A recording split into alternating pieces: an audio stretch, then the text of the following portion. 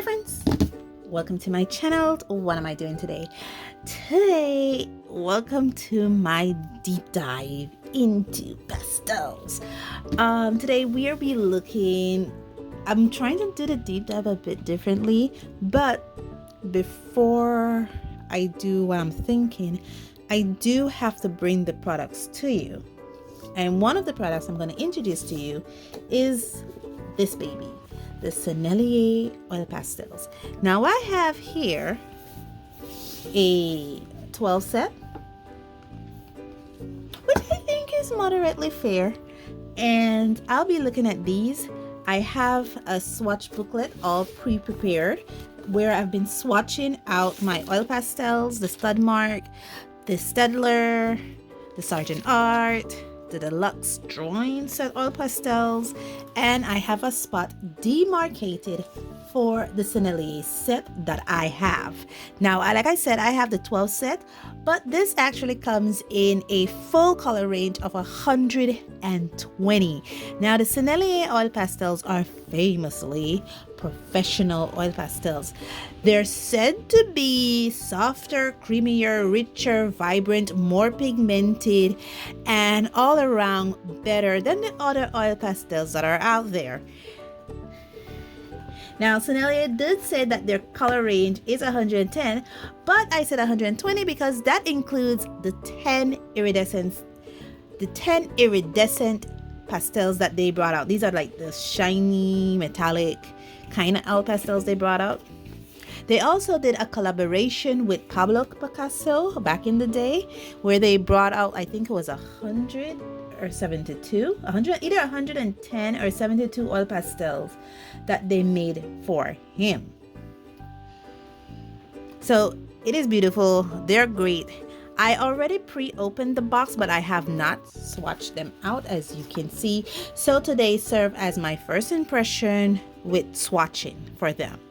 And the colors that I have are number 19, lemon yellow. And amazingly, they did provide pigment information for these. So lemon yellow is made from PY35. I have a yellow ochre, which is actually PY42 and a PBR7. And they gave me light fastness. I believe these things are highly light fast. But I didn't think they provide the light fastness for two of them, which includes the black and the burnt ochre. And we're going to talk about all that. I have a mandarin, which is made from a PO73 and a PW6 that have some white in it. A permanent intense red, and I don't know the pigment information for that. A French ultramarine blue, a famously PB29, Delft blue, which is a mixture of PB72, a white pigment PW6, and phthalo blue. I believe phthalo blue red shade, or is it green shade? Let me know in the comments below what this version of phthalo blue is. PB15:3. I have a pale blue, which is PB29, and a white PW4, a cinnabar green yellow, which is a PY35 and a PG36, a green medium, which is made from PW4, PG36, and PY3, burnt umber, which is made from PR101, PBK11, and a PY42, and black. And the black is made from PBK 8th, 9, and a PBK 7. My box set comes with this little brochure here, which outlines some of the Sennelier products. Now, Sennelier not only makes oil pastels, they make watercolors, oil paints, acrylic paints. I think they make a set of gouache as well, do they? Let me know in the comments below if I'm mistaking them with Schminke. They have their student line, which is called Aquarelle, and Tempera. And they make soft pastels. Soft Pastels is their chalk pastel line. This is the brochure where I got all that information from, which outlined their full 120 colors. And it talks about pigment information. I'm just double checking. Yeah, I did not write it for the burnt ochre. Where is that lapis? Okay, I have one here. My burnt ochre is a light fastness 3 and the black. And my black is light fastness 3. I like working with softer sets because what happens in smaller sets, and I'm hoping you guys are not disturbed by the heavy rain that is going on outside. I like working with smaller sets because with smaller sets you get more light fast. I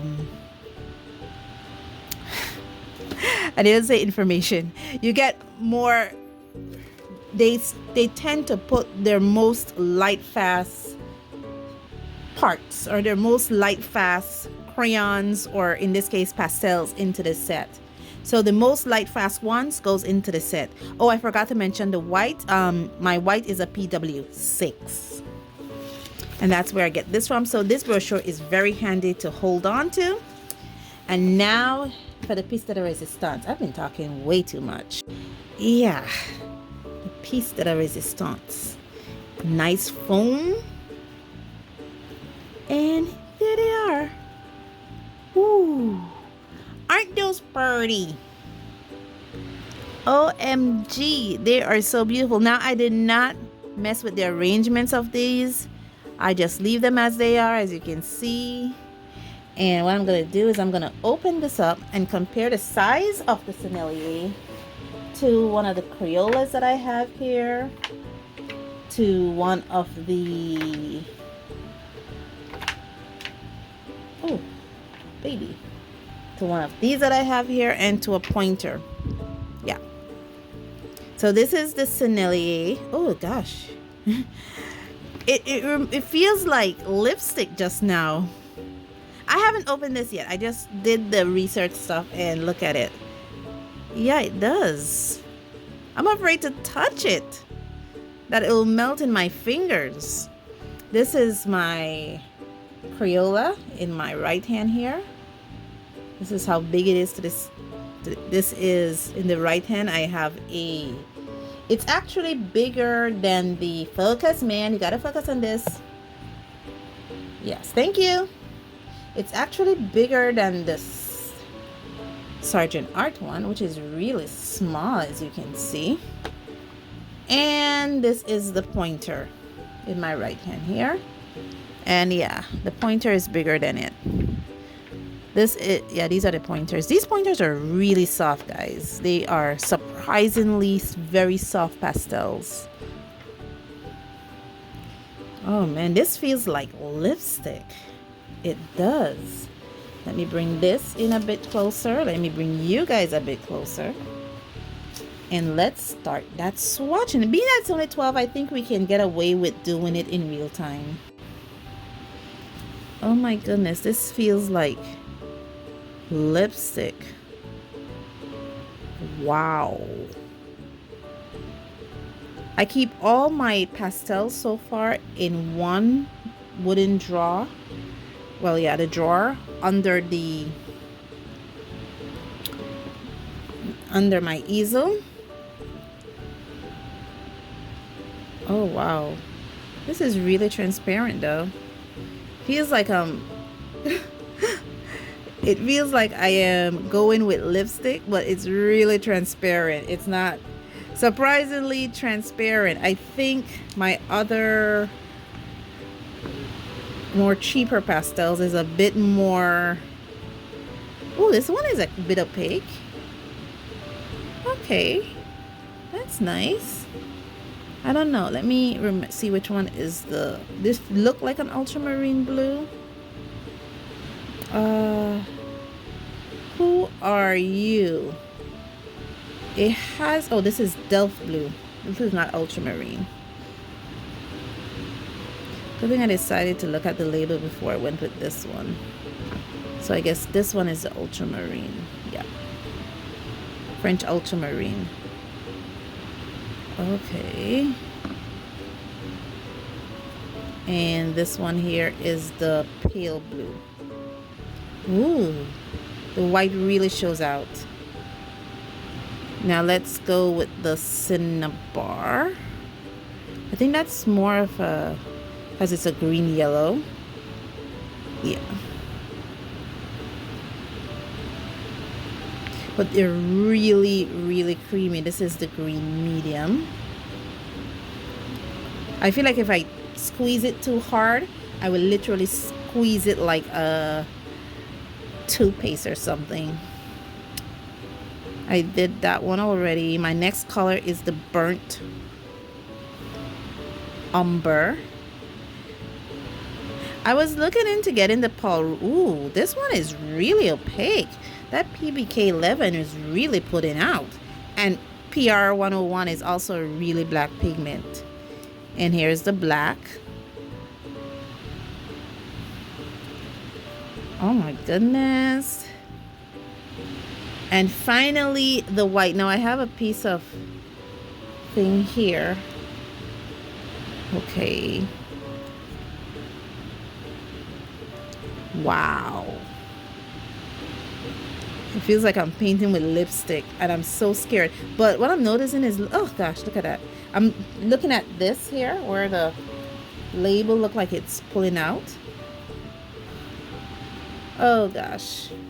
Anyway, these are my beautiful colors that I'm working with. You guys out a bit.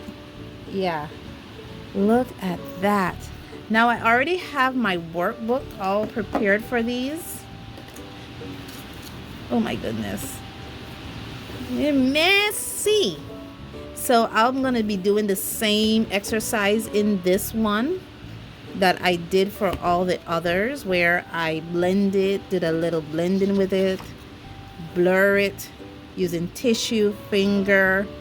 You know, I blurred a circle with my finger. I used odorless mineral spirits. This was an exercise where I did some color mixing, blending, and I did some exercises with it.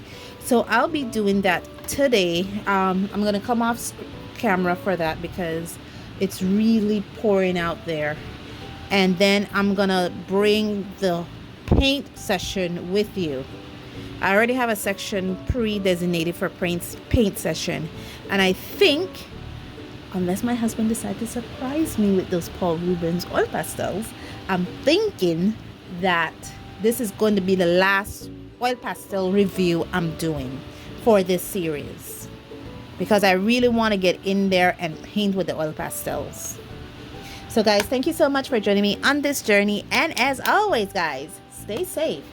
Really stay safe. It's pouring out there here in the country of Belize. Stay blessed, and I'll see you in the next one. Bye.